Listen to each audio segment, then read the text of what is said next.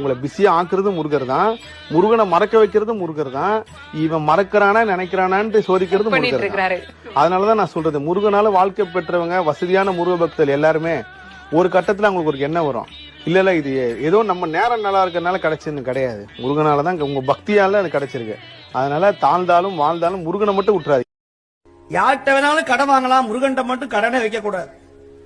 கடன் வச்சுட்டீங்கன்னா வட்டி முதல்ல சேர்த்து வாங்குவா முருகன். அதனால முருகனுக்கு கடன் இருந்ததுன்னா தயவு செய்து அடைச்சிருங்க, இல்லைன்னா குலத்தையே நாசமாக்கி விடுவாங்க. சுவாமிக்கு பேர் உண்டு, வம்ச விருத்திகாயை. நம முருகனை கும்பிட்டா பிள்ளை பேரு கிடைக்குமா, வம்சம் விருத்தி அடையுமா. ஆனா முருகனுடைய சாபத்தை, முருகன் சொத்தை வாங்கினால் எந்த காலத்திலும் உருப்பட முடியாது. அப்படி முருகனுடைய புகழை இந்த நாள் முழுக்க மட்டுமல்ல, இந்த ஒரு ஜென்மத்தையே சொல்லி முடியாது இந்த அடியவனால். முருகனுடைய நாமத்தை அரை நிமிஷமாவது ஜபம் செய் என்று சொல்லுகிறார் அருணகிரி சுவாமி. சரண கமலாலயத்தை அரை நிமிஷமாவது சொல்லப்பா.